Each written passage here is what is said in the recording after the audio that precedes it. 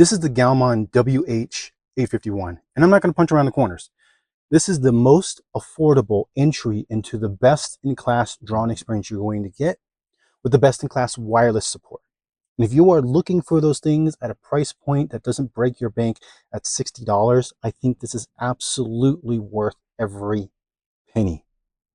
Now, I'm going to start talking about the most obvious things that I hate about this, because it's obviously not perfect. This thing feels cheap. From the pen to the tablet, it feels cheap. And that's Gaomon's problem. But I'm assuming because they wanted to get this at the $60 price point, I'm not going to really fault them for that. This is literally the only thing I can fault them for, other than the fact that this only comes in medium. There's not a large variance.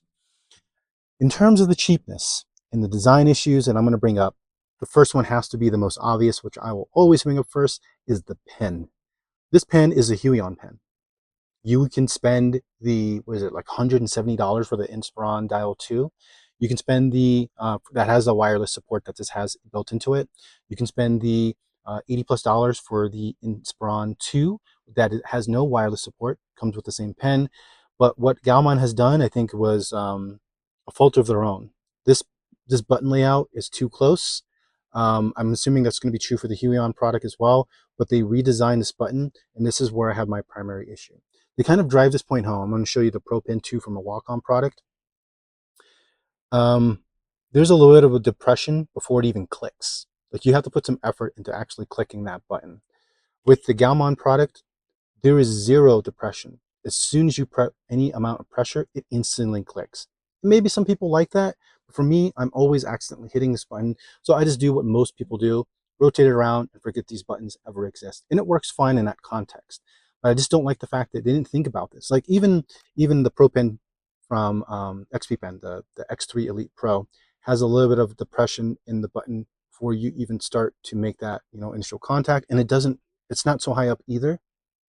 Even with their Elite 3 pen, same situation. There's a little bit of depression in it. It's not an initial thing, and it's not so high up either. And it's not so, like, at the very bottom of the pen. So this is the only really big complaint I can find about this pen. There is no eraser. That's fine. It comes at the $60 point. I don't expect an eraser, and most people don't need erasers anyways. In terms of the pen performance from, like, the Pro Pen 2 from a Wacom Inspiron, or sorry, not Inspiron, Wacom Intuos Pro. This is their latest version that came out 7 years ago at this point. They still haven't updated this product. It's just as good for drawing. You're getting really good tilt support. You're getting really good drawing with super light activation rate, even on Android, even on an iPhone, which I'll go into later. The only really major difference is what I'll have to call, as what I say in my other videos, pressure throw. And that is that there's that super light activation rate, and then there's how much pressure you have to press to get down to that maximum pressure level. So for the Wacom product, the Pen Pro 2, it's the 8,000 levels.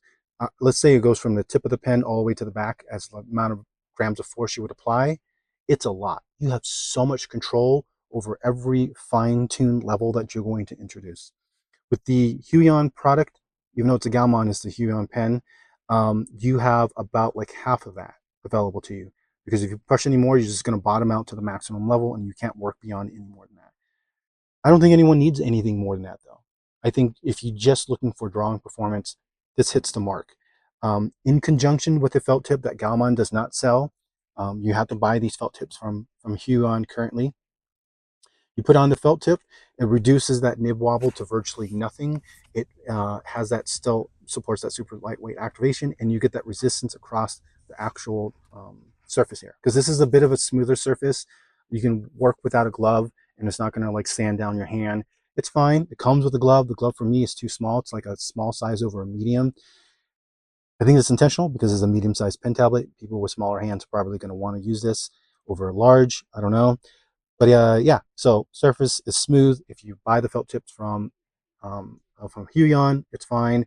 It has a little loop in here. I think that's a nice addition because it doesn't have a dedicated pen holder. I think this does great. The ring around here, I don't like this color, by the way, for this slate color. They come in like 3 different colors, but it has a bit of a depression in it. Like, I don't know if I'm gonna be able to get this on camera, but you can push it down some, and it adds to that cheapness feeling. on a desktop and like laptop situation, you can press the middle button here and it'll switch the knob into 4 different modes that you can set. On Android and on an iPhone, you have access to 9 buttons, the one in the middle being the ninth, and then you set the scroll wheel once. You don't have the multi-mode support that you have on desktop operating systems. Now, speaking of Android and iPhones and everything else, this is the biggest reason why I would even suggest this. This Bluetooth support is great because you can still charge your device. You're not like locked into having to plug it in.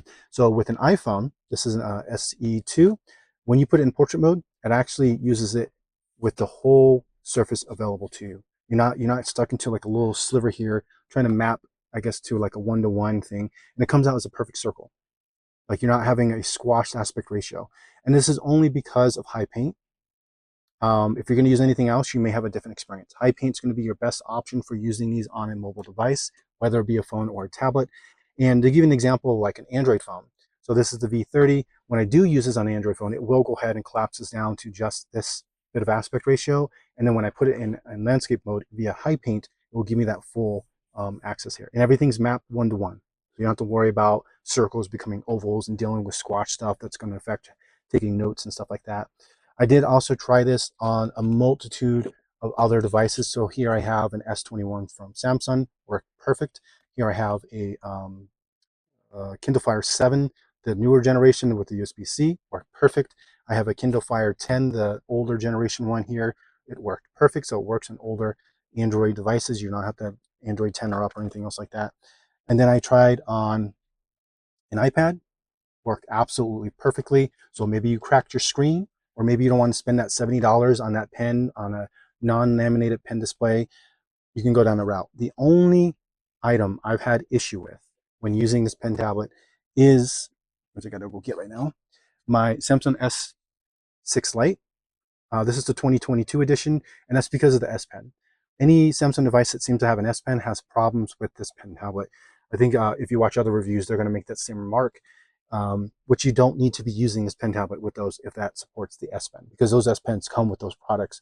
You don't need to go down that route. If you're getting the other Samsung tablets and phones that do not have an S Pen, I don't see you having an issue with it. From my testing with the S21, that was not a problem at all. You do have to enable the software cursor for these Samsung devices regardless, but in High Paint and IBIS Paint X, you can map all the buttons as you want, and on iPhone, on iPad, on Android and everything else. It's just you're kind of limited to those 2 bits of software currently that at least I'm aware of. And specifically on an iPhone, like in an iPad, you're not going to be able to use this in Procreate as you would want. The Procreate doesn't support these pen tablets that I'm aware of either. But yeah, there's not much else to say. I think the value that you get out of this for the money that you pay absolutely is worth every single penny. It just feels cheap, and I wish that there was a larger variant available.